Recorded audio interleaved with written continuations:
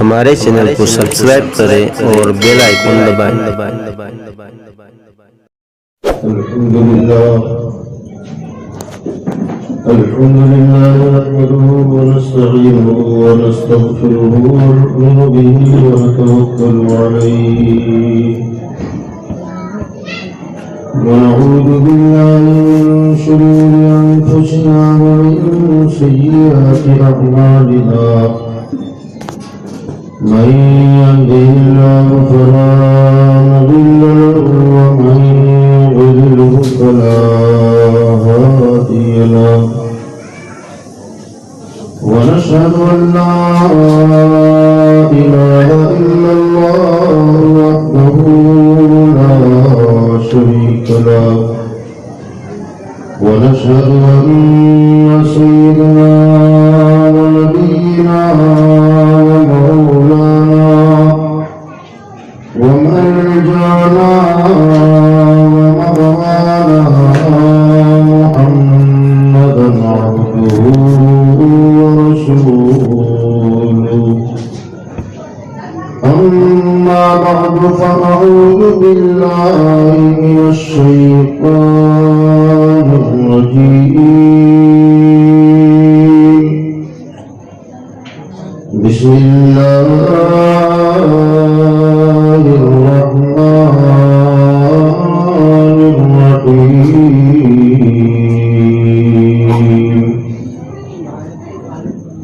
فانكحوا ما طاب لكم من النساء مثنى وثلاث ورباع فإن خفتم ألا تعدلوا فواحدا صدق الله مولانا العلي العظيم وبلغنا رسوله النبي الأمين المتين الكريم ونحن على ذلك لمن الشاهدين والشاكرين والحمد لله رب العالمين.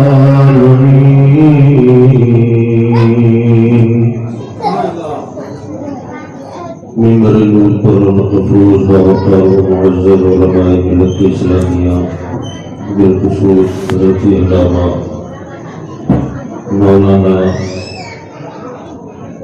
نیل جون پوری صاحب کی ملامت العالی، دیگر محترم بزرگوں، دوستوں، ہم عمر ساتھیوں، عزیز بچوں، گھروں میں بیٹھ کر سننے والی پردہ نشین ماؤں، بہنوں، بچیوں، السلام علیکم ورحمۃ اللہ وبرکاتہ.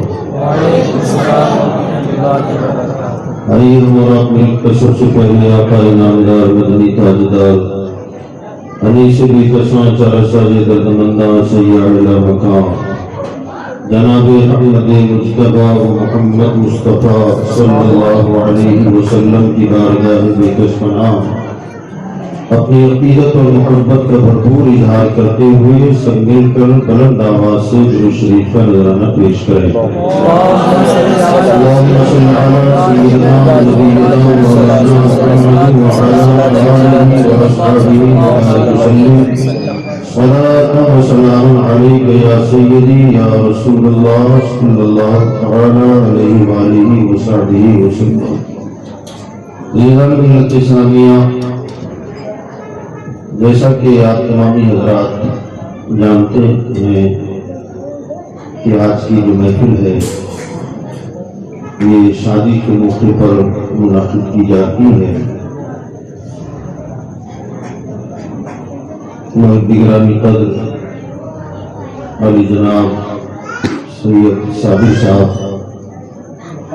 کے خواہرزادے سید شعیب صاحب کی شادی ہونے جا رہی ہے. ہم بھی دعا کرتے ہیں، آپ بھی دعا کریں کہ اللہ تعالیٰ اس شادی کو حقیقت میں خانہ آبادی بنائے.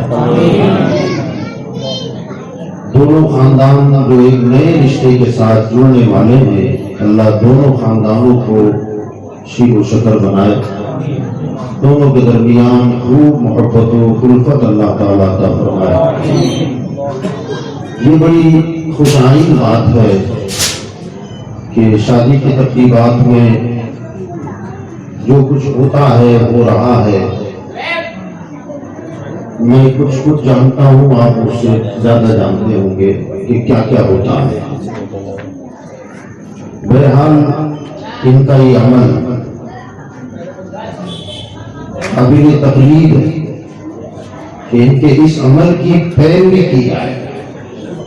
شادی ہونے والی ہے، اس کے پیشگی معمولات میں انہوں نے محفل سجائی تو اللہ رسول کے ذکر کی محفل سجائی، الحمدللہ، اللہ قبول فرمائے۔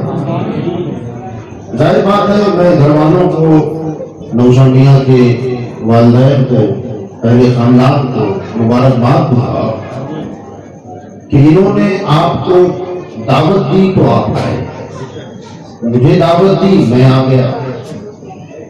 اب آپ کو دعوت یا تو پرسنل انہوں نے دی ہوگی یا پھر پوسٹر کے ذریعے آپ تک خبر پہنچی، بہرحال دعوت تو پہنچی، مگر اس دعوت پر ہی آپ بھی آئے اور میں بھی آیا، ہمارے حضرت بھی تشریف لائے۔ مگر اس کے علاوہ ایسے اللہ جانے کتنے ہزار ہوں گے جن کو انہوں نے دعوت نہیں دی مگر وہ آ گئے، اور جو آ گئے ہیں ان کے بلائے بھلے وہ اللہ کے فرشتے، کیونکہ میرے آقا صلی اللہ علیہ وسلم نے ارشاد فرمایا اللہ کے بے شمار فرشتوں میں ایک بڑی جماعت فرشتوں کی وہ ہے کہ جن کی ڈیوٹی اللہ نے یہ لگا رکھی ہے کہ وہ صرف روئے زمین پر دورہ کرتے رہتے ہیں، وہ گھومتے رہتے ہیں۔ اللہ نے ہم کو یہ ذمہ داری دی ہے کہ میرے فرشتوں کی جماعت تمہارا کام صرف اتنا ہے کہ پورے زمین کا چکر لگاؤ، اور جہاں دیکھو کہ میرے اور میرے نبی کے ذکر کی محفل سجے کی ہے اس محفل میں شریک ہو جاؤ۔ یہ پیغام اللہ نے انہیں دیا ہے۔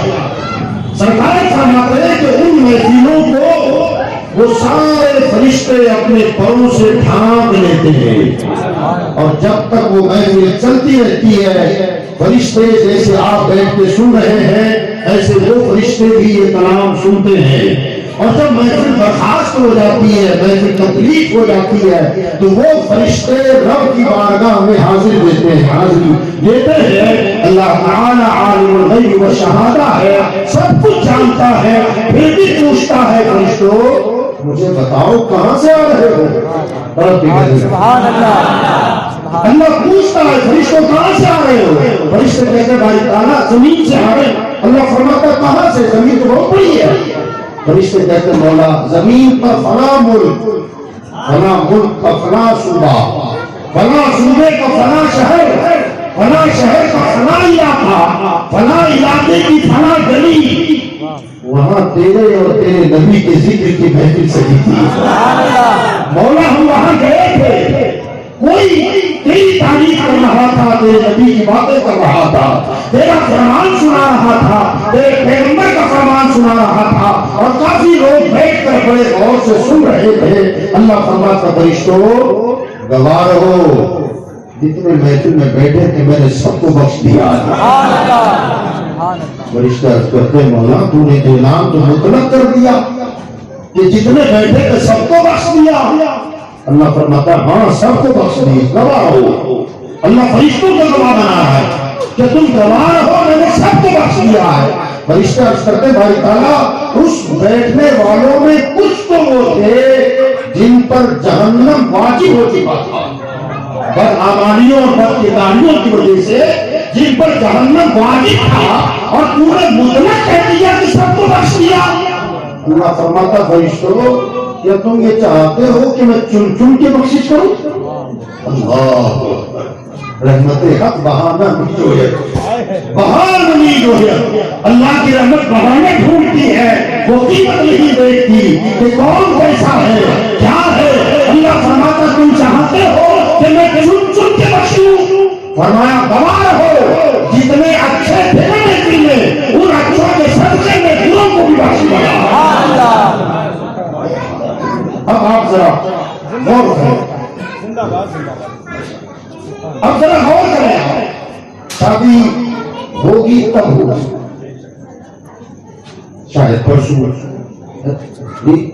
اتوار کو نکاح کی جو محفل ہے وہ اتوار کو ہے، مگر ان کی نکاح کی تقریبات میں سے یہ تقریب منڈپ پڑھانی ہے، آ جائے گا شامیانہ لگے گا تب لگے گا، مگر ابھی ہم فرشتوں کے پروں کے شامیانے میں ظاہر بات ہے جہاں ذکر خدا اور ذکر مصطفیٰ کی محفل سجے گی وہاں فرشتے کون سے آئیں گے؟ جہنم کے در پر آئیں گے؟ عذاب دینے والے آئیں گے؟ نہ، وہاں اللہ کی رحمت کے فرشتے آئیں گے، اور جب اللہ کی رحمت کے فرشتے آئیں گے تو آ چکے ہیں۔ دنیا ادھر سے ادھر ہو سکتی ہے، آمنہ کے لال کی زبان غلط ہے، سرکار نے فرما دیا فرشتے آتے رہے اور ہم محفل سجا کے بیٹھ چکے ہیں، تو سرکار کے فرمان کے مطابق فرشتوں کی آمد ہو چکی ہے، اب شادی ہوگی تب ہوگی، رحمت کے فرشتے تو ابھی کے آگے ہیں، اور جب آج آ گئے ہیں اور شریعت کے دائرے ہی میں ہوگی نکاح بھی ہوگا انشاءاللہ دائرے میں رہ کر، تو مجھے امید ہے کہ یہ فرشتوں کی جماعت وہاں بھی آئے گی، اور جب فرشتوں کی جماعت آئے گی تو آقا کی رحمت کاملہ سے مجھے امید ہے اگر وہ کرم کر دے تو پھر وہ بھی تشریف لے آئیں، آ سکتے ہیں، کوئی پابندی نہیں لگا سکتا، نبی آ سکتے ہیں، کوئی بین نہیں لگا سکتا، وہ چاہے تو، کیونکہ ان کی شان یہ ہے، کسی نے کہا تھا کہ وہ ہر عالم کی رحمت ہے، کسی عالم میں رہ جاتے، وہ ہر عالم کی رحمت ہے، کسی عالم میں رہ جاتے، یہ ان کی مہربانی ہے کہ یہ عالم پسند آیا، یہ ان کی مہربانی ہے کہ یہ عالم پسند آیا، تو جب سرکار کو پسند ہی عالم آیا ہے تو پھر یہ شادی کی محفل بھی پسند آئے گی، اور جب پسند آئے گی تو پھر مصطفیٰ کی جلوہ افروزی ہو جائے گی، اور جب ان کی جلوہ فرمائی ہو جائے تو پھر اس خاندان کو زحمتوں سے کون دو چار کرے، اور اللہ کا شکر ہے، اللہ کا کرم ہے کہ جو دولہا بننے والا ہے الحمدللہ اس بچے کا خاندانی تعلق بھی جناب مصطفیٰ سے ہے، سیدزادوں کا خاندان ہے، سیدوں کا خاندان ہے، اور یقیناً مجھے اب یقین ہو چلا ہے کہ اگر عام بھی کوئی ہوتا، کوئی سیدزادہ نہ بھی ہوتا، اور وہ اگر اپنی شادی کی محفل اپنے آقا کی سنت کے مطابق کرے تو سرکار اپنے غلاموں پر کرم کر کے وہاں آتا ہے، تو جب غلاموں پر کرم ہو جائے تو تشریف لائے، یہ تو خود اولاد کا مسئلہ ہے، لیکن یہاں آئیں گے انشاءاللہ۔ بہرحال نکاح کی محفل میں ہم لوگ شرکت کر رہے ہیں، نکاح کے حوالے سے چند باتیں میں عرض کروں گا جو مجھے ضروری لگ رہی ہے تاکہ اہمیت کا پتہ چلے، اور پھر اس اہمیت کے بعد ہمیں کرنا چاہیے اور ہم کیا کر رہے ہیں کیا نہیں کرنا چاہیے اس پر ہم انشاءاللہ کلام کریں گے اللہ کی توفیق سے۔ نکاح کی جو محفل ہے اور نکاح کے ذریعے سے ایک جوڑا لڑکا اور لڑکی ایک نئے بندھن میں بندھتے ہیں، اس کا نام ہے عقد۔ کیا نام ہے؟ عقد ہے، اور یہ عقد جو ہے یہ عقدن سے مشتق ہے۔ عقدن کہتے ہیں گانٹھ مارنے کو، کسے کہتے ہیں؟ گانٹھ مارنا، اسے عقدن کہا جاتا ہے، یا بجانا۔ تو نکاح اب تک یہ الگ الگ ہے، جب محفل نکاح کی ہوگی ایجاب اور قبول ہوگا تو گویا دونوں ایک بندھن میں بندھ ہیں، ہے نا، اسی لیے اسے عقد کہتے ہیں، یہ عقد کی محفل ہے۔ اب ان کا جو رشتہ اب تک ہے، اگرچہ کوئی رشتہ داری اور ہو تو نہیں معلوم، لیکن اب تک وہ اجنبی ہے، ایک دوسرے کے لیے اجنبی ہے، لیکن جب وہ عقد کی گرہ میں بن جائیں گے تو اب وہ میاں بیوی کہلائیں گے، ایک نیا رشتہ مل گیا میاں بیوی کا۔ تو یہ ایک رشتہ ہے میاں اور بیوی کا۔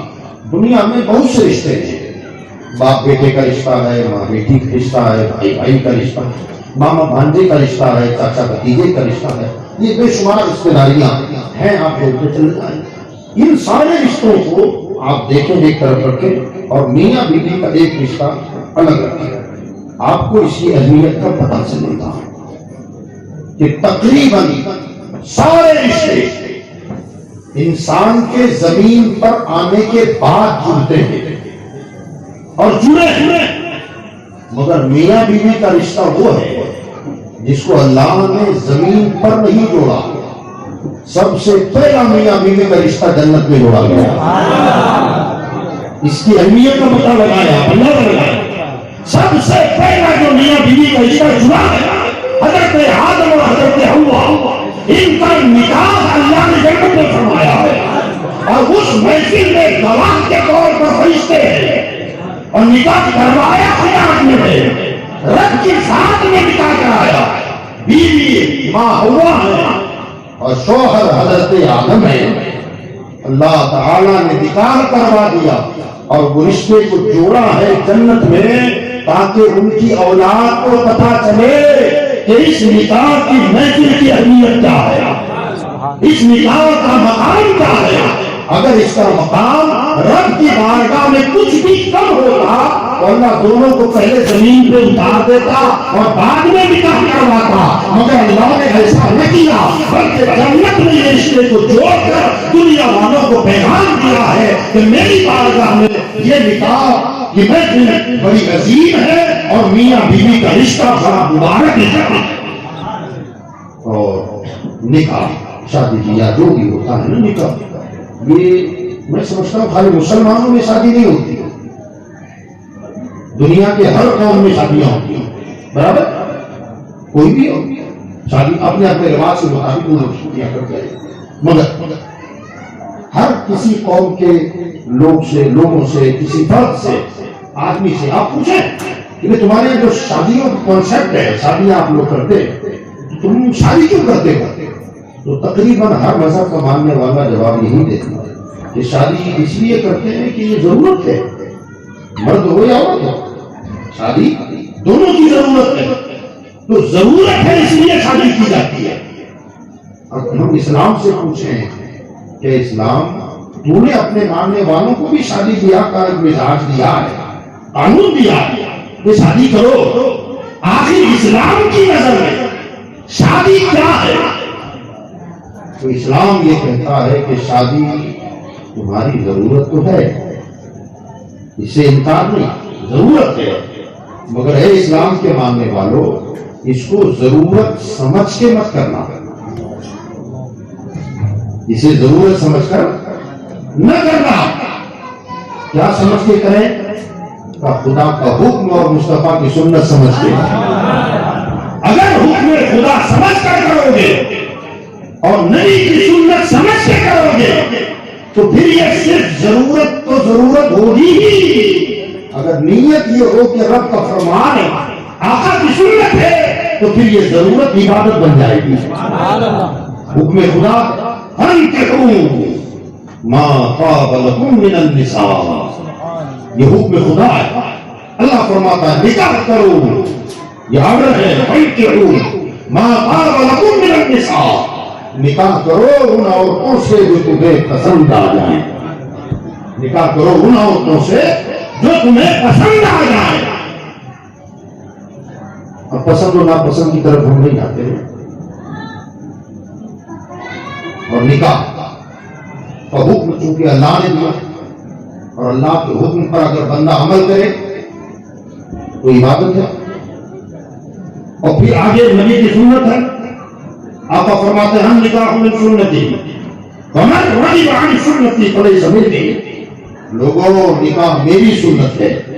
آقا فرماتے ہیں جو میری سنت سے روگردانی کرے گا، پڑے رکھے گا، وہ ہماری سوسائٹی کا ممبر ہی نہیں. ایک وعید بھی فرما دی، اپنے میجورٹی سے نکال دیا. فرمایا اگر روگردانی کرو گے تو ومن رغب عن سنتی فلیس منی. اگر تم اس سے ہٹنا چاہو گے تو یہ سمجھ لو کہ تم ہماری سوسائٹی کے ممبر ہی نہیں. نکال دیا. اور نہ صرف یہ کہ ہمارے آقا کی سنت کے شدید، بلکہ اللہ تعالیٰ کے بے شمار نبیوں کی بھی سنت ہے. اور ہمارے آقا کی جو بہت ہی محبوب اور مرغوب سنت مبارکہ ہے. اور یاد رکھیں اللہ تعالیٰ اس نکاح کی اہمیت کو کس طرح بھی آپ سمجھ سکتے ہیں. دنیا میں نبی اور پیغمبر کتنے آئے؟ بولے آپ سب مل کے 1 لاکھ اور بلندہ سے بولیں 1,24,000 انبیاء و مرسلین کم و بیش تشریف لائے. مگر اگر میں آپ سے یہ سوال کروں کہ 1,24,000 نبی رسولوں پر آپ کا ایمان ہے، میرا بھی ہے، میں آپ سے پوچھوں کیا 1,24,000 نبیوں کے حیات، ان کی زندگی آپ بتا سکتے ہیں؟ جواب آپ کا نام ہوگا. میں کہتا ہوں اگر حالات زندگی میں بتا سکو چلو ٹھیک ہے، کم سے کم 1,24,000 کے نام تو بتا دو. معلوم ہے نام آپ کو؟ اب آپ کا تو جواب یہ ہے، مگر مجھ سے پوچھیں گے کہ مولانا آپ بتاؤ، تو میں بھی کہوں گا مجھے بھی نہیں معلوم. اگر حضرت سے پوچھوں کہ حضرت آپ خالی لسٹ بنا دیں 1,24,000 میں جو ہمارا ایمان ہے، آپ خالی ناموں کی فہرست بنا دیں، یہ بھی کہیں گے مولانا معاف کرنا مجھے معلوم نہیں. اب ہم تو لوگ چھوٹے ہیں، مگر کسی بڑے سے بڑے علامہ کے پاس چلے جائیں، کسی محدث کے پاس چلے جائیں، ان سے کہیں کہ 1,24,000 نبیوں کے نام دے دو، تو دنیا کا کوئی عالم آپ کو ناموں کی لسٹ نہیں دے سکتا. تو ایمان سب پر ہے. نام کتنے ہیں آپ کے پاس؟ ناموں کی فہرست کتنے لوگوں کی ہے؟ تو جواب ہمارا یہی ہوگا کہ جتنے نبیوں کا ذکر قرآن پاک میں ہے وہ لسٹ ہم دے سکتے ہیں. اب نبی رسول بھیجے تو 1,24,000، مگر نبیوں کا تذکرہ اور نام کتنے نبی ہے؟ 1,24,000 قرآن میں ان کا ذکر ہی نہیں ہے. 1,24,000 نبیوں کا ذکر قرآن میں نہیں ہے، ان کا نام نہیں ہے. ان کا نام ہسٹری تو بڑی بات ہے، نام تک نہیں آیا. کم ہے جتنے قرآن میں ذکر کیے گئے ان کی فہرست ہم دے سکتے ہیں. تو آخر 1,24,000 جب نبی اللہ نے بھیجے ہیں تو سب کا تذکرہ قرآن میں کیوں نہیں کیا؟ کر دینا چاہیے تھا. اگر زیادہ ڈیٹیل میں نہ جاتے تو کم سے کم نام ہی کر دیتا، مگر ایسا بھی نہ کیا. اب امام غزالی رحمۃ اللہ علیہ بڑے پائے کے صوفی گزرے، بڑے عظیم فلسفی گزرے، بڑے عالم بعمل ہے. صوفی صفا کو کیا کہے؟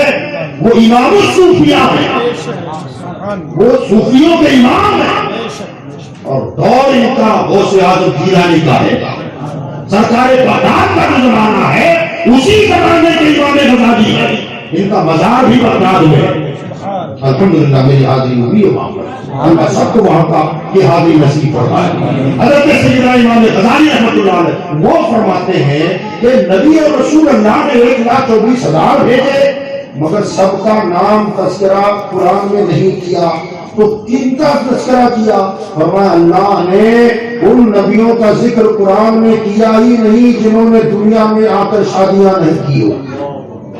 اللہ نے انہی پیغمبروں کا ذکر کیا ہے قرآن میں جنہوں نے دنیا میں آ کر نکاح کیا ہے، یعنی ان کا نام نکال دیا جنہوں نے شادی نہیں کی. اور جن نبی اور رسولوں نے شادیاں کی ہیں اللہ نے ان کا ذکر قرآن میں کیا ہے. آگے امام غزالی فرماتے ہیں اللہ جناب عیسیٰ علیہ السلام، حضرت عیسیٰ اللہ کے پیغمبر ہیں، ان کا ذکر قرآن میں ہے. اور دوسری طرف سچائی یہ ہے کہ شادی نہیں کی، حضرت عیسیٰ نے نکاح نہیں کیا. اب امام غزالی خود یہ اعتراض کیا کر رہے ہیں کہ جب اللہ نے انہی نبیوں کا ذکر کیا ہے جنہوں نے شادیاں کی ہے، تو پھر ایک پیغمبر ایسے کا ذکر کیوں کر دیا جنہوں نے شادی نہیں کی ہے؟ اس کا جواب اب دے رہے خود ہی. فرماتے ہیں کہ جناب عیسیٰ کی شادی نہیں ہوگی مگر نام قرآن میں آ گیا، تذکرہ قرآن میں آ گیا. فرمایا پھر کیوں آیا؟ فرمایا اس لیے آیا کہ وہ قرب قیامت آئیں گے. جناب عیسیٰ قیامت سے پہلے زمین پر آئیں گے، اور جب آئیں گے تب نکاح کریں گے. اس لیے اللہ نے ایڈوانس میں جناب عیسیٰ کا ذکر کر دیا.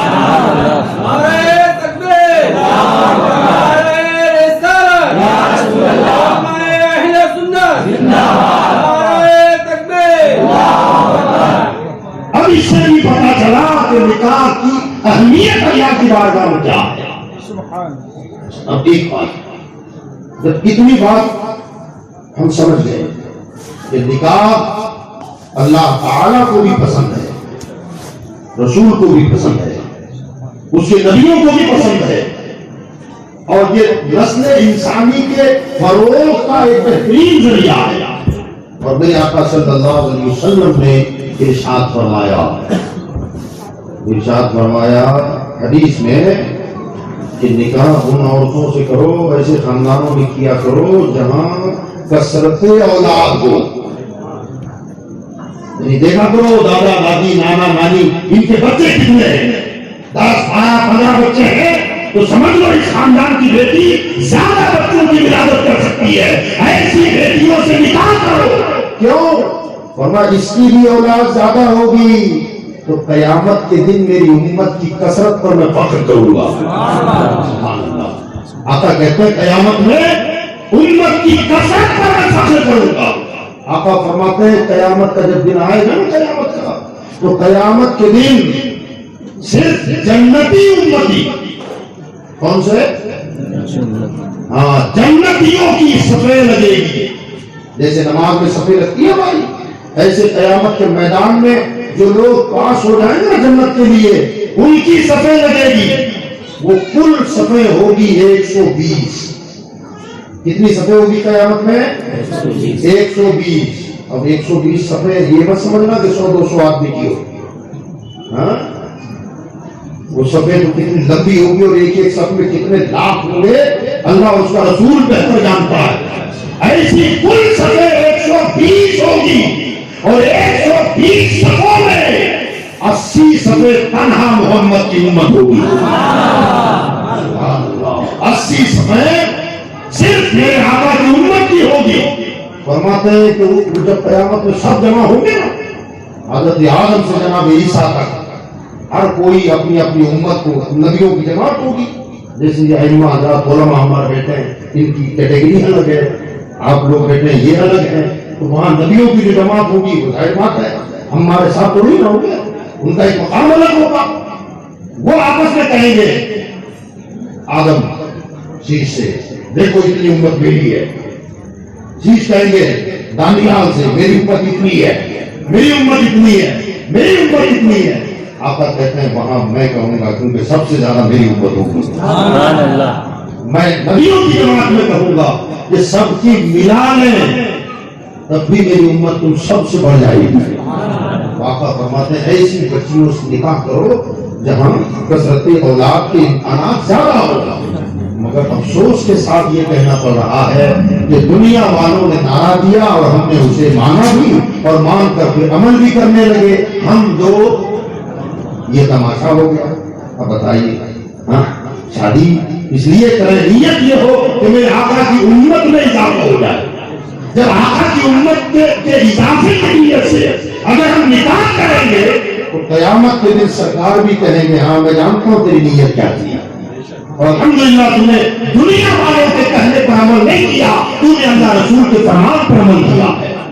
لوگ ڈرتے ہیں پرورش کیسے کریں گے، پڑھائیں گے لکھائیں کیسے، تربیت بہتر نہ ہو سکے گی اور پھر غربت میں زندگی گزرے گی، یہ معاملہ ہوگا وہ معاملہ ہوگا، اتنے بچوں کو کیسے پال لیں گے اور کیا کریں گے۔ یاد رکھو پالنا ذمہ داری ہماری نہیں ہے، رب العالمین تو خالق کائنات ہے، اللہ پالتا ہے۔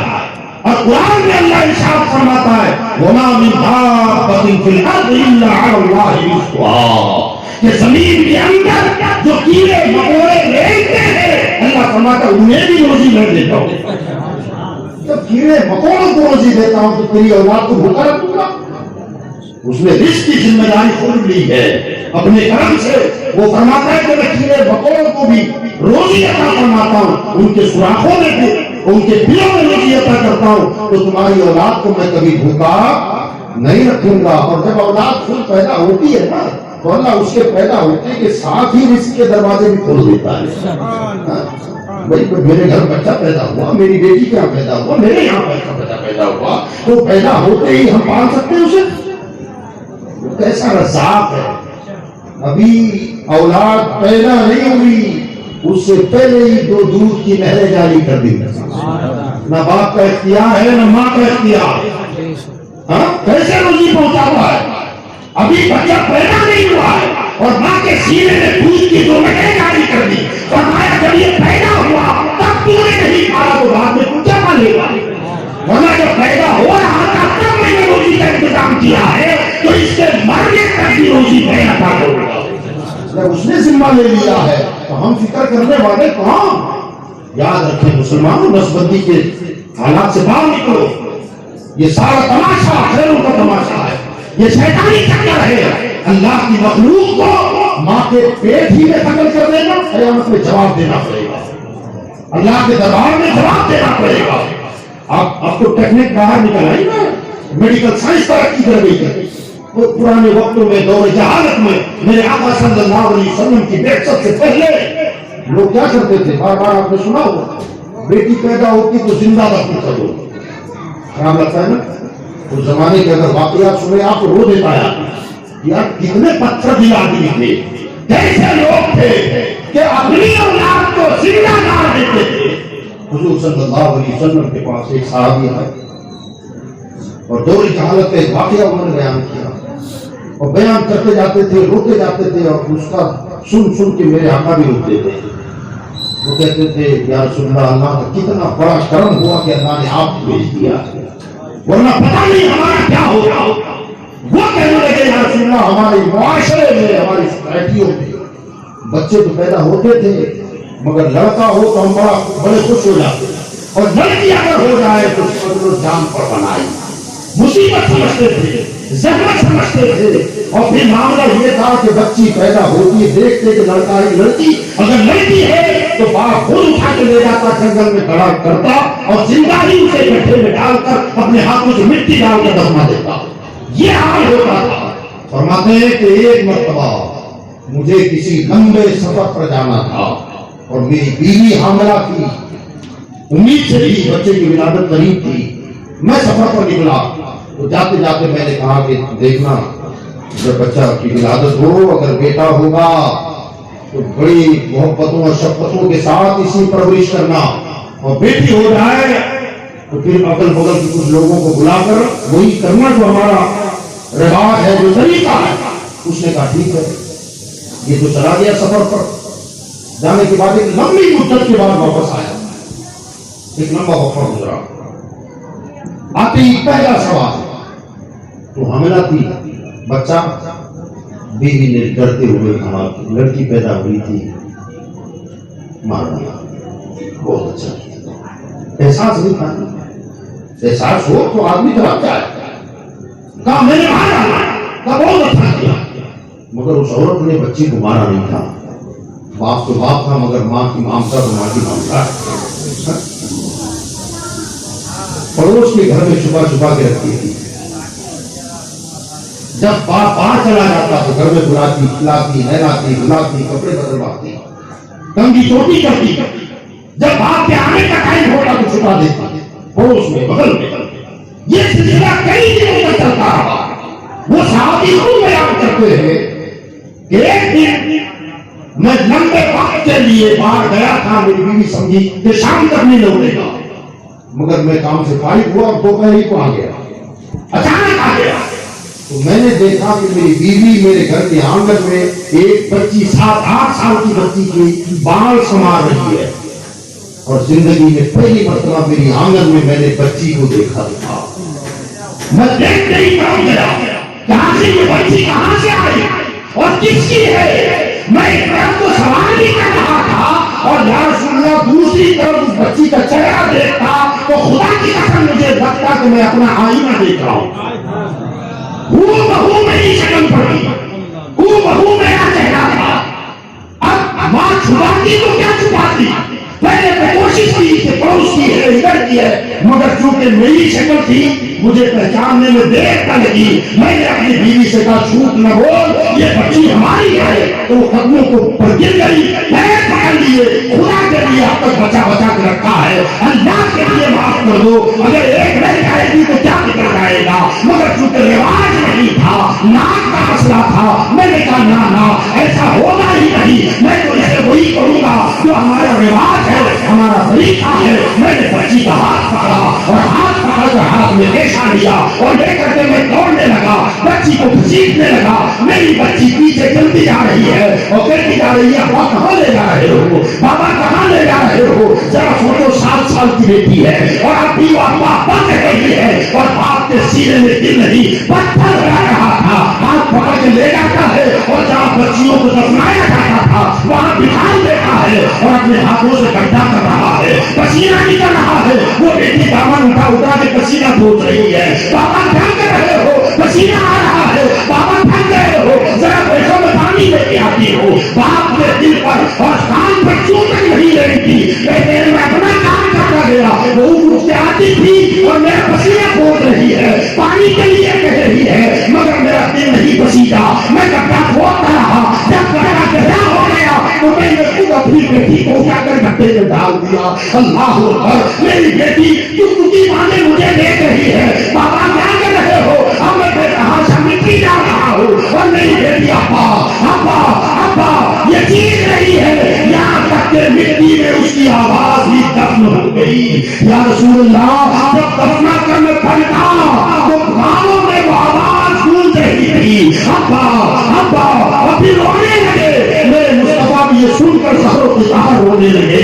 कहा, लोगों अल्लाह की मेहरबानी है कि तुमने मुझे भेज दिया है, मैं आ गया हूँ। लोगों बेटी सहमत नहीं, अल्लाह की रहमत है। अल्लाह की रहमतें लेकर बेटी आती है। बेटी को नागवारी का सबब न समझे, बेटी को सहमत न समझे, वो अल्लाह की रहमतों के खजाने लेकर के आती है, अल्लाह की रहमत के दरवाजे खोल के आती है। अज़ीज़ान मिल्लत इस्लामिया, आप जरा देखें, ये वाक़या सिर्फ मैंने इसलिए अर्ज किया है कि कितने लोगों के आंसू निकल गए, कितना सख्ती आदमी था जिसने अपनी औलाद को जिंदा ही दफन कर दिया। जरा सोचे, आप गौर करें मेरे भाइयों। मगर उस जमाने में मेडिकल साइंस ने इतना तरक्की नहीं किया था, इसलिए वो पैदा होने का इंतजार करते थे कि पैदा होने के बाद पता चलेगा बेटा है तो बेटी है।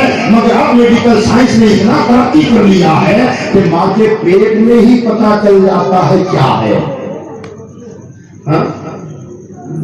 माँ के शिकम में मालूम हो जाता है कि बेटा है कि बेटी। अब वहां पर हजारों हजार रुपया देकर अगर माँ के पेट में बेटी है तो बेताशफ है। होता है ना, हो रहा है ना, हो रहा है।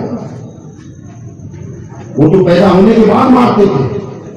आज अपने आप को मुसलमान कहने वाला पैदा होने से पहले अपनी बेटी को मार डालता है। इसका जिम्मेदार कौन है? जरा सोचो, जैसे उस जमाने में मेरे आका की जरूरत थी, आज भी मेरे आका की तालीमात की जरूरत है, उसे अपनाओ। याद रखो, बेटियों को जहमत न समझो, बेटियां अल्लाह की रहमत होती। और फिर मेरे मुस्तफा ने औरतों का मकाम जब बुलंद किया, इतना बुलंद कर दिया कि किसी को उम्मुल मोमिनीन बना दिया, सारी दुनिया के मुसलमानों की माए बना दिया। और अल्लाह ने मुस्तफा पर ऐसा करम किया कि मेरे आका को बेटे तो हुए मगर जवान न हुए। जो औलाद बाकी रखी गई, बेटे पैदा हो गए तो बचपन ही में इंतकाल हो गया, मगर चार बेटियां जवान भी हुई, शादियां भी करवाई, दामाद भी बनाए, फिर नवासियां भी हुई, ताकि अमीरा को पता चले कि लोगों बेटियों की परवरिश करना तुम्हारे पैगंबर की सुन्नत है। और इतना प्यार दिया, इतना प्यार दिया, और फिर एक पैगाम और भी दिया। वो पैगाम ये दिया कि दुनिया वाले समझते हैं बेटा हो तो नस्ल चले, बेटा हो तो खानदान चले। आका ने सबक दे दिया, गलत सोच है कि बेटे से खानदान ही नहीं, बेटे ही से खानदान नहीं चलता। मुझे देखो, मेरा खानदान मेरी बेटी से चला रहा है, मेरा खानदान चला रहा है।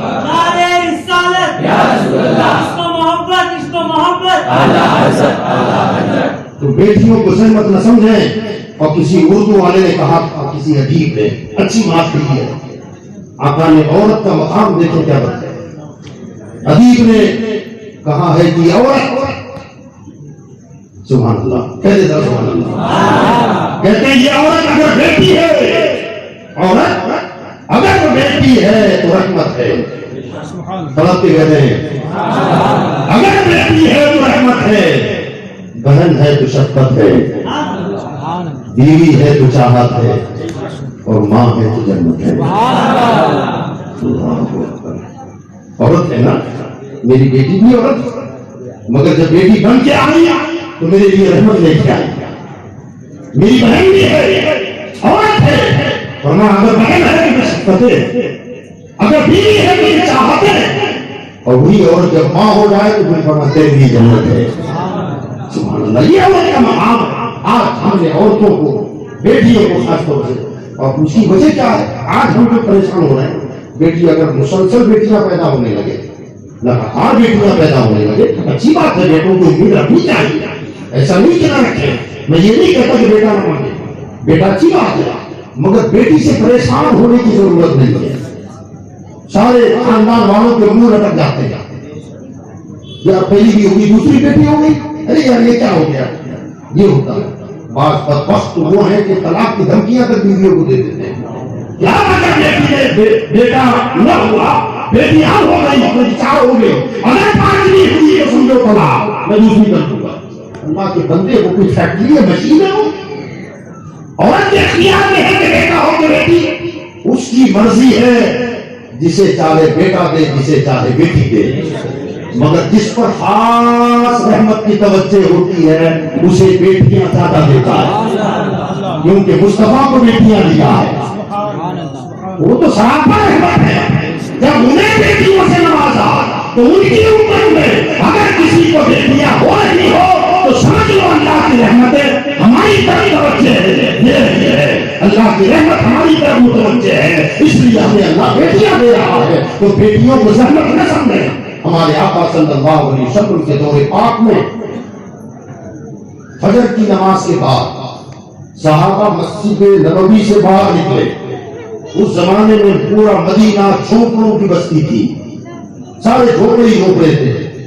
جیسی مسجد سے باہر نکلے تو صحابہ کھڑے ہیں، بات چیت کر رہے ہیں فجر کے بعد، اور دیکھ رہے ہیں کہ آبادی جو سامنے تھی، روزانہ اس آبادی کو ہم لوگ دیکھتے ہیں جب بھی نکلتے باہر، لیکن آج یہ پوری آبادی میں سب سے زیادہ منور جو فلاں جھونپڑا لگ رہا ہے. ایسا لگ رہا ہے کہ اس پر رحمتیں برس رہی ہے، نورانیت کا ماحول ہے. اب ایک دوسرے سے بات کریں، ہاں یار گھر دیکھو، وہ اس کو دکھا رہا ہے، وہ اس کو دکھا رہا ہے، کہاں یار تھوڑا سا فرق تو ہے. لیکن کیا ہے، اتنے میں آمینہ کے لال تشریف لائے. ہمارے کیا باتیں ہو رہی ہیں، رسول ذرا دیکھیں نا، روزانہ ان جھونپڑوں کو دیکھتے ہیں، مگر آج اس جھونپڑے کی ذرا شان نرالی نظر آ رہی ہے. تو کہا ہاں نور برس رہا ہے وہاں. آقا نے فرمایا ذرا معلوم کرو شاید بیٹی پیدا ہوئی ہو. ایک صحابی گئے، دستک دی، کچھ خبر ہے، الحمدللہ ہمارے گھر بیٹی پیدا ہوئی. تو بیٹی جب آتی ہے تو رحمتیں لے کے آتی ہیں، بیٹیاں پیدا ہوتی ہیں تو اللہ کا نور برستا ہے. تو بیٹیوں کو زحمت نہ سمجھیں، مگر آپ زحمت سمجھنے کی وجہ، اس کی وجہ یہ ہے کہ بچی کو پالو، پوسو، بڑی کرو، اور پھر شادی کی فکر، ٹینشن، رشتہ آتا ہے نہیں آتا ہے، آتا ہے تو کیسا آتا ہے، پھر اس کی ڈیمانڈ کیا ہے. ایک بیٹی کی شادی میں کتنا لاکھ لگ جائے گا، اتنے ہزار کی مہمانی ہو جائے گی، اتنا جہیز دینا پڑے گا، اور اتنا سونا دینا پڑے گا، اور یہ کرنا پڑے گا. باپ کو سر پسینہ آ جاتا ہے، اس لیے آدمی پریشان ہوتا ہے. مگر یہ بھی مشکل پیدا کی ہوئی ہماری ہے.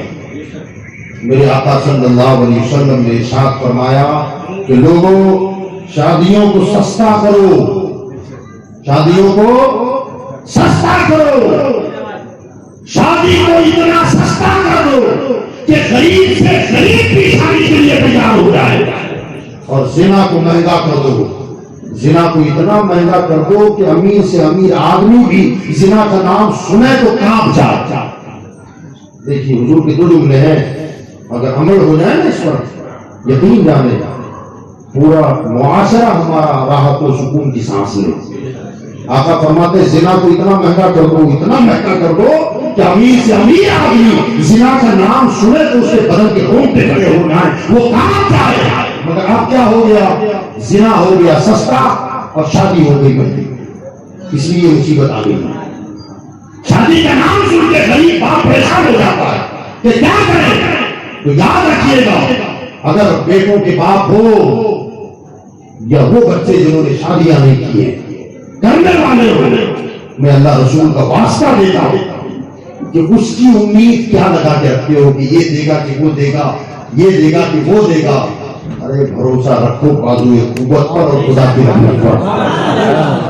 دوسرے کے مال پہ دیجیے لال کر رہے ہو، دوسرے کے مال پر منہ میں پانی آ رہا، اس سے بس اتنا کہو کہ تم نے جگر کا ٹکڑا دے دیا اور کیا دے گا؟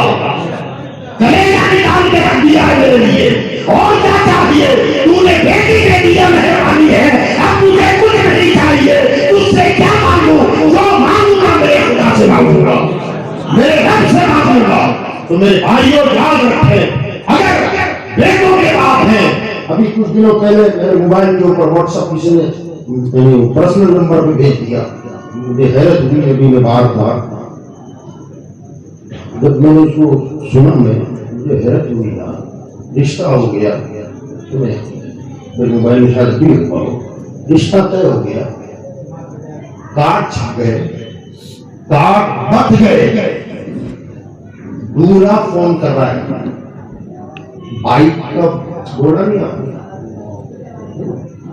تو ادھر سے اس کا سسر بول رہا ہے بھائی بائک کی بات نہ ہوگی ہماری، کرنا نہ ہو تو رواج ہے، وہ چلی رہا ہے، وہ جملے کہہ رہا ہے کہ آپ ہاتھیوں کو بائک دی جا رہی ہے، تو میں تو جاب کرتا ہوں، میری نوکری ہے، تو ادھر سے وہ بولا جب نوکری والا ہے تو خود بسا لے، ادھر سے وہ بولا تو میں نے تو بسا لیا ہے، تو سسر بولا جب بسا لیا تو میری امید کیوں رکھا ہے بھائی؟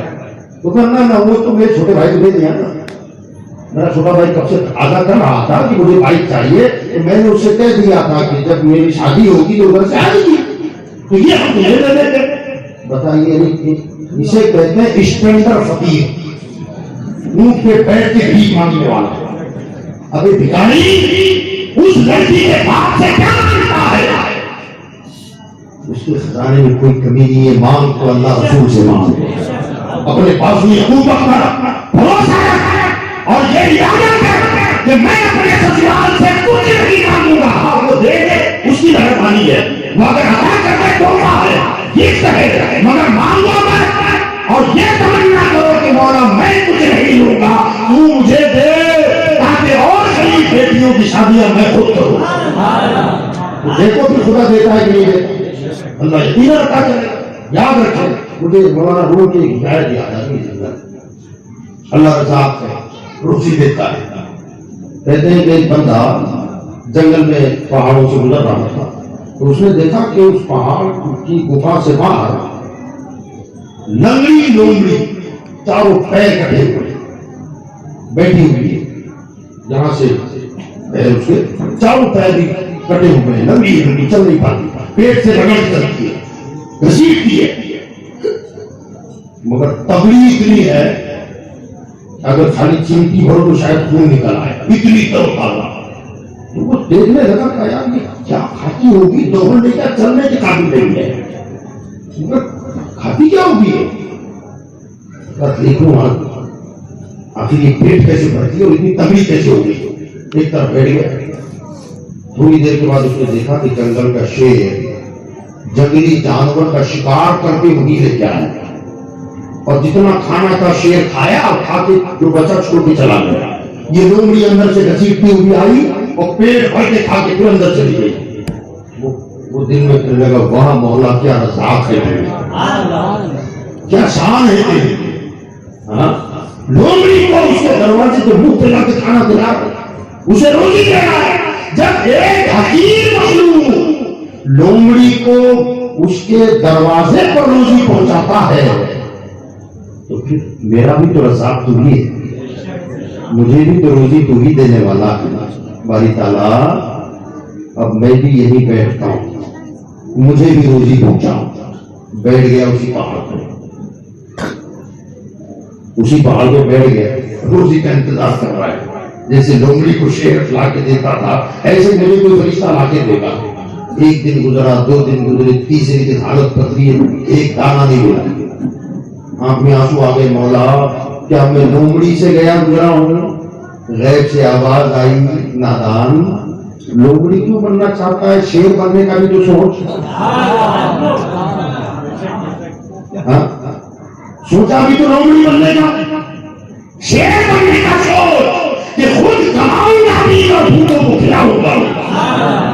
جب یہ تمنا کرے گا کہ تجھے بھی اتنا دوں گا کہ تیرا پیٹ بھرے گا اور اوروں کو بھی عطا کرے گا۔ سوچا بھی تو لومڑی بننے کا، سوچا شیر بن، ہاں جس دن تیرے ہاتھ پیر توڑوا دوں گا اس دن تیرے دروازے پر روزی بھی پہنچا دوں گا۔ دوسروں پر کیا بھروسہ کریں، دوسروں کی لالچ کیا کریں، اللہ پر بھروسہ کریں۔ آدمی قوت ہے، اللہ نے طاقت دی ہے تو اس پر بھروسہ کر کے کام کریں۔ غریبوں سے کیا لینا؟ بہرحال اللہ اس کو بھی سمجھ کی توفیق عطا فرمائے۔ اسی موبائل میں یہ نوبت آ گئی، اس نے کہا میری کنڈیشن ہے ہی رہی کا رشتہ توڑ دو۔ بیٹی کا باپ رو رہا ہے کہ یار میرے کارڈ بڑھ گئے ہیں، دعوتیں پہنچ رہی ہیں، کیا کر دیا تم نے؟ تو میں اس کے بغیر تو ہوگا نہیں، کہا میری کنڈیشن نہیں ہے۔ تو وہ کہہ رہا ہے خدا کی قسم دھوکہ تو دے دیتا، وہ تو تم جانے، وہ تمہارا بیٹا ہے، کیا ہو گیا ہے آج میں سوچے گا۔ تو بہرحال بیٹیاں ہم جو زحمت سمجھ رہے ہیں اس کی وجہ یہ ہے کہ ماحول کو ہم نے خود بگاڑا ہے، اس کے لیے ضروری ہے۔ لوگ کہتے ہیں سبھی ایسا کر رہے ہیں تو پھر اب ہم کیا کریں، ماحول ایسا ہو گیا۔ میں کہتا ہوں کوئی تو آگے قدم اٹھائے نا، کوئی قدم اٹھائے، پیچھے لائن لگ جائے گی، لائن لگے گی تو یاد رکھیں، کرو کوشش انشاءاللہ۔ جو بیٹوں کے باپ ہیں وہ بیٹیوں اور والوں سے کہہ دیں کہ رشتہ تو منظور ہے، بچی پسند آ جائے، اچھی لگے، خاندان اچھا لگے، قبول کر لیں، مگر ساتھ میں یہ کہہ دیں کہ خدا کے لیے ہماری کوئی ڈیمانڈ نہیں ہے۔ آپ اپنی مرضی سے کچھ دینا چاہتے ہیں تو اپنی بیٹی کو دیں، ہمیں دیں، اللہ کا دیا ہمارے پاس ہے، اور اگر ابھی نہیں ہے تو آپ دیکھنا، یہ کر کے دیکھو، اس بہو کی قدروں کی برکت سے اللہ خزانے کھول دے گا، اللہ خیر سے مدد کرے گا۔ آپ سوچیں گے کہ کہاں سے آ رہا ہے۔ یاد رکھیے گا۔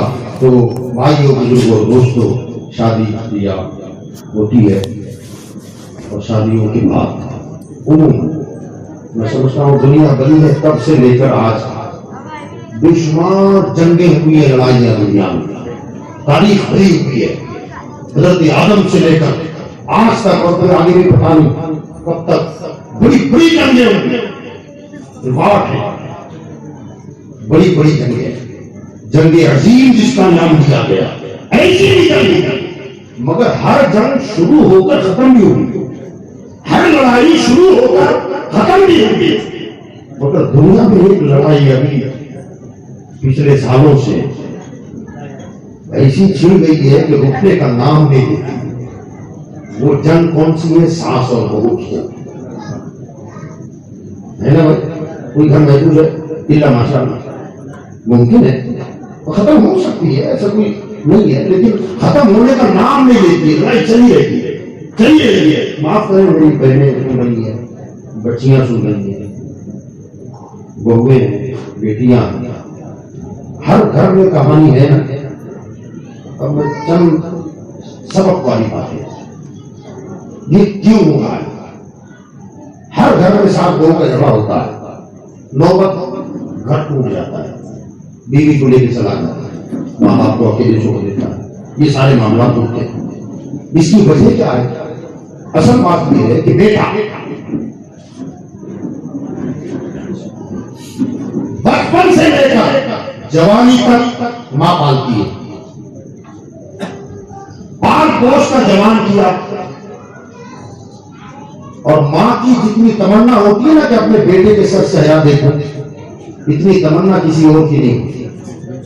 میرے گھر میں بہو آئے، یہ تمنا سب سے زیادہ ماں کی ہوتی ہے، اور یہاں تک یہ جوان بچہ بچپن سے جوانی تک سارا معاملہ اس کا ڈیپینڈ کرتا ہے ماں پر۔ برابر؟ گھر میں باہر سے گھر میں آیا، اماں، امی، پانی، ماں کھانے میں کیا بنا ہے؟ ماں یہ نہیں، یہ بنتا تو اچھا ہوتا، ماں کھانا، माँ खाना दे रही, अम्मी मेरा कपड़ा, माँ कपड़ा दे रही, अम्मी मेरी टोपी, कपड़ा, टोपी, अम्मी, हर मामला माँ जाओ, हाँ बेटा जा, आया तो माँ, घर में आया तो सामान ढूंढ रहा तो माँ से, हर मामला माँ माँ माँ माँ माँ माँ ये चलता रहता है। अब 25 साल तक 20-22 साल तक मुसलसल जिस कान में माँ माँ माँ माँ सुना है, अचानक बहू आ गई, ये सोचने वाली बात है, क्यों होता है? जैसे बहू आई इसका पूरा किबला ही बदल गया। अब जब किबला बदला तो पहले कहता था अम्मा क्या बना, अब कहता बेगम साहिबा क्या तैयार किया है, क्या खाने में बना है, कपड़ा कहाँ है, माँ टोपी कहाँ है, चलो मैं चलता हूं। माँ बैठी हुई, झटका लगता है उसके अंदर, वो सोचती है कि जिसे बाल उसकी जबान खुला, ये 2 दिन में आया तो उसका हो गया, ये 2 दिन पहले आया उसका हो गया है। अब उसके जहन में दिमाग में वसवसे आगे रखते हैं, वो सोचती है कि आज इसने किया क्या, ये 2 दिन की आई, मेरा बेटा छीन लिया, मेरा बेटा छीन लिया, अपना बना लिया, जोरू का गुलाम हो गया, पिट्ठू हो गया, ये हो गया, वो हो गया। अब वो बाकायदा तौर पर बहू को हरीफ समझती है, बहू को मतलब मुकाबले समझती है, बहू को दुश्मन की नजर से देखती है। अब ये सिलसिला शुरू हो जाता है, बराबर, गलत नहीं बोलो, शुरुआत यहां से। अब बहू भी, अब जाहिर बात है कि सास का मामला ऐसा हो गया है, मिजाज बदल गया है, 2-5 दिन 15 दिन महीना 2 महीने के बाद अगर मिजाज बदल गया है तो उसे वो भी बैलेंस नहीं करती। सास अगर ऐसे देखे तो वो थोड़ी बड़ी काम करती है, वो अगर मुंह घुमा लेती है तो ये घुमा देती है।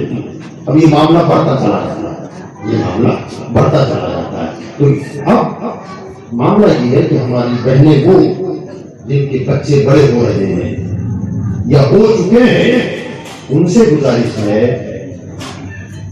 पहले तो बच्चों से गुजारिश है, लड़कों से, कि खुदा के लिए इसे जरा बैलेंस करें। अगर 5 बार बेगम कहा तो 3 बार मां भी बोला, ताकि उसका दिल बड़ा हो जाए कि नहीं बोला भी।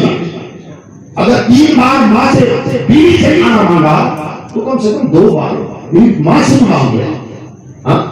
कपड़े के बारे में अगर बीवी से 10 मरतबा पूछा तो मां से भी 2 मरतबा पूछ ले, उसका कलेजा बड़ा हो जाएगा, छाती चौड़ी हो जाएगी कि मेरा बेटा मुझे भूला नहीं है। बीवी का भी ख्याल करता है, मेरा भी करता है। बाहर से अगर कुछ लेके आया तो बगल में छुपा के कमरे में मत घुस, पहले मां के पास रख रखा था ना। हम उसी के साथ पहले देखता लाइट बंद है कि नहीं बंद है, अम्मी दरवाजा बंद है कि नहीं बंद है। अगर दरवाजा बिना हुआ तो चूल्हे से निकलता है, बगल में कहीं दवाई वो भी लेके आया, तो दूध से लेके आया, कमरे में घुस के आराम से बैठ खारक मार बीवी और शौहर, अल्लाह के बंदे मां भी तो रही है ना। तो जैसे पहले जब भी कुछ खाता था तो मां के हवाले करता था, अब भी ना मां को दे, ना मां मैं भी और मेरी बीवी बैठे, तुम तकसीम करो हम खाते, मां तुम्हारा छीन के खा गई ना यार, मां वही है, खाने को कुछ नहीं था। कहीं पढ़ा था मैंने, सवाल हो रहा था लोगों से, तुम्हारी पसंदीदा डिश कौन सी है? कोई कह रहा चिकन बिरयानी, कोई कहता मुर्ग मुसल्ला, कोई कहता है फला चिकन और फला मटन और फला ये वो।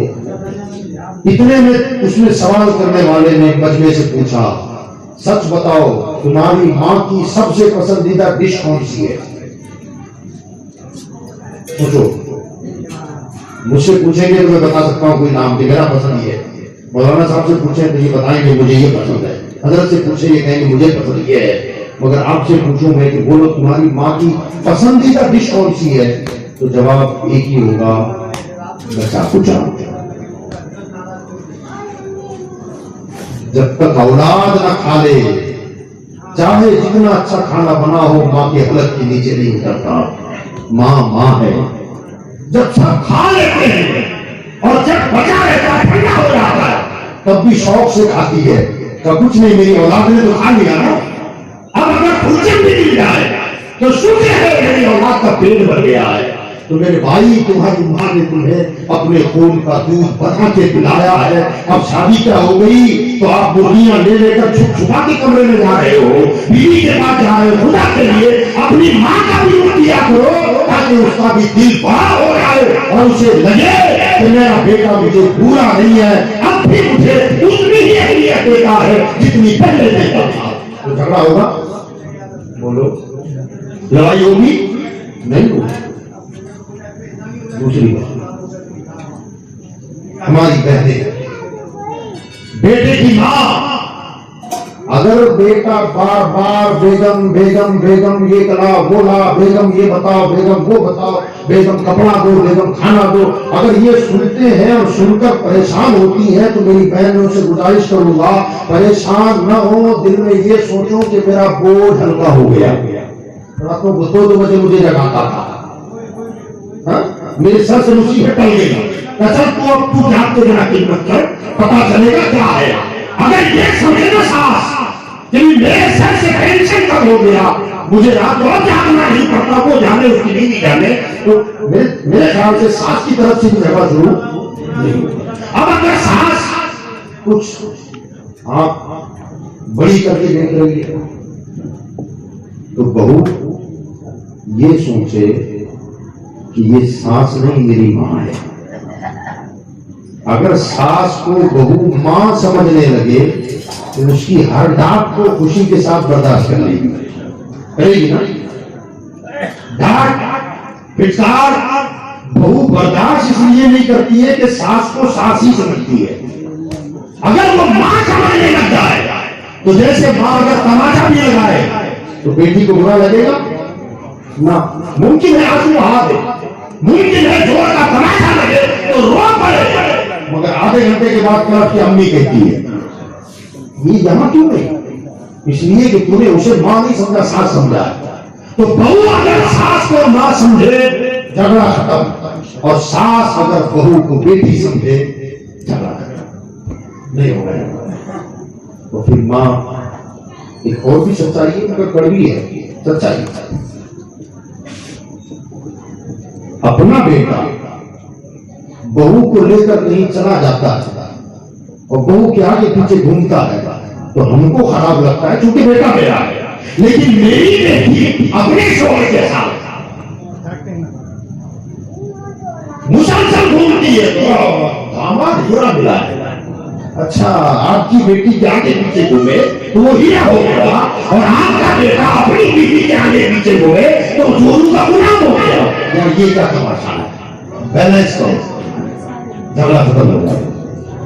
ماں بہو کو، ساس بہو کو بیٹی سمجھے، بہو ساس کو ماں سمجھے، اور بیٹا میاں بیوی اور ماں کے درمیان بیلنس کرے تو انشاءاللہ ہمارا گھر جنت کا نمونہ ہو سکتا ہے، ہمارا گھر فاطمہ اور علی کے گھر کا نمونہ بن سکتا ہے، ہمارا گھر حضرت عائشہ کا نمونہ پیش کر سکتا ہے، ہمارا گھر سیدہ خدیجہ کے گھر کی یاد دلا سکتا ہے۔ اگر وہ ماحول جب پروان چلے گا تو پھر ہماری گود میں بیٹے بھی حسن و حسین کے غلام پیدا ہوں گے، شیخ عبد القادر جیلانی کے غلام پیدا ہوں گے۔ تو عزیزان ملت اسلامیہ، ہمیں اپنے ماحول کو سدھارنے کی ضرورت ہے، اپنے ماحول میں، اپنی سوسائٹیوں میں ہر بندہ خود سمجھ جائے، ہر بندہ خود سمجھ جائے تو پھر تقریروں کی ضرورت نہیں ہے، نصیحتوں کی ضرورت نہیں ہے۔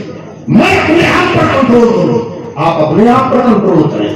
بیوی اپنا مقام سمجھے، ساس اپنا مقام سمجھے، شوہر اپنا مقام سمجھے، دیور اپنا مقام سمجھے، دیرانی اپنا مقام سمجھے، جیٹھانی اپنا مقام سمجھے، اور ہر کوئی اگر اپنے مقام کو سنبھال لے تو جھگڑا ہی ختم ہو جائے، پھر طلاقوں کی نوبت نہیں آئے، گھر ٹوٹیں گے نہیں، جنت نشان ہو جائیں گے۔ تو عزیزان ملت اسلامیہ، ہمیں اپنے معاشرے کو سنبھالنا، اللہ تعالیٰ مجھے آپ کو کہنے سننے سے زیادہ عمل کی توفیق عطا فرمائے، ہمارے گھروں کو اللہ تعالیٰ جنت کا نمونہ بنائے۔ جو حضرات بیٹوں کے باپ ہیں، میری ان سے درد مندانہ اپیل اور گزارش ہے کہ یہ طے کر لیں کہ ہم اپنے بیٹے کے شادی میں اپنے سنگیوں کی یہاں سے کچھ نہیں مانگیں گے،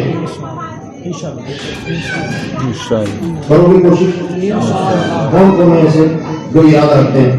माशाअल्लाह इरादा है, अल्लाह इसमें इस्तिकामत अता फरमाए। अरे मोमिन की नीयत उसके अमल से बेहतर होती है, मोमिन की नीयत है उसके अमल से बेहतर होती है। काफिर का अमल उसकी नीयत से बेहतर होता है। और मोमिन है, नीयत ये करें इंशाअल्लाह किसी की भी बेटी लाएंगे, हम अपनी तरफ से मुंह नहीं खोलेंगे, बल्कि अगर वो इधर उधर से कर्जा मर्जा करके ला रहा है तो उससे कहते हैं खुदा के लिए कर्जा न कर, जो हो सकता है कर ले। हमारी तरफ से कोई डिमांड नहीं है, कोई मांग नहीं है, और जरूरी नहीं है कि 10,000 लोगों को खाना खिलाएगा, 5,000 की मेहमानी करे। उसमें भी फिर हमारे कुछ गरीब हजरात का क्या बताएं, ऐसा तमाशा होकर रह गया है, तमाशा बना दिया है कि रिक्शा चला रहा है, 4 पहिए की गाड़ी रोक रहा है, जब शादी हो गई तो 5,000 लोगों की मेहमानी, तो कैसे करेगा? मैंने चिट्ठी डाली है, ये मैं सूरत माहौल बता रहा हूँ, चिट्ठी डाली हुई है, 5वां नंबर मेरा है, आगे कब तक भरेगा? 25 हफ्तों का है। अच्छा, अभी मिल जाएगी, उससे धूम धड़ाके के साथ शादी करेगा। फिर कैसे करेगा शादी? जब तक बैंड बाजा ना बजे यार अरमान ही नहीं निकलता है। वो शादी का जो खामोश जनाजे की तरह चला गया, उसमें तो डीजे लगने चाहिए, हजारों रुपये के पटाखे फूटे, पटाखे छूटे, मरने वालों की नींद खराब हो जाए, तब लगता है कि शादी होगी। और फिर उस चिट्ठी के पैसे से काम पूरा नहीं होता, कर्ज लेता है, और कर्ज भी सूदी लेता है, सूदी का शादी यार मेहरबानी हो जाएगी, इतना सैकड़ा लगेगा, 100 रुपये पर इतना हर महीने आपको देना पड़ेगा, मैं तो दे दूंगा। अब मामला क्या मालूम है, ये बात तो है अपनी जगह। और दूसरी कड़वी सच्चाई ये है, खुदा की कसम मैंने देखा है, शादियां भी देखी है, और फिर शादी के बाद उस घर में जाने का इत्तेफाक भी हुआ, वहां कर्जा लेकर शादी किया, धूम धड़ाका किया, और घर में गए तो मालूम पड़ा बहू बेटा बीच में पर्दा बांध के सो गए।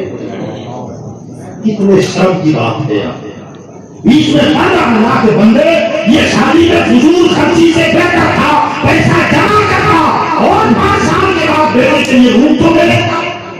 उसकी तौफीक नहीं हुई, बीच में पर्दा बांधा, सास ससुर इधर सो रहा है, भाई इधर सो रहा है, बहने इधर है, बीच में पर्दा बांधकर बहू बेटे को उधर सुला दिया। अब मामला ये है कि सूदी कर्ज है, कमाते जाओ, हमारी करते जाओ, पूरी सामान धोते जाओ और कर्ज भरते जाओ। जब मुद्दल रकम ही नहीं भरेगी तो ब्याज कब चुकाएगा? ब्याज चुकाते चुकाते तेरा महीना पूरा हो जाता है, और जो रकम मूली होती है वो वही रहती है। इसीलिए इकबाल ने कहा था कि मैं उनकी महफिले इशरत से कांप जाता हूँ, मैं उनकी ऐसी इशरत की महफिलें होती, नाचो नचाओ, बाजे बनाओ, पटाखे फोड़ो, क्या तमाशा है।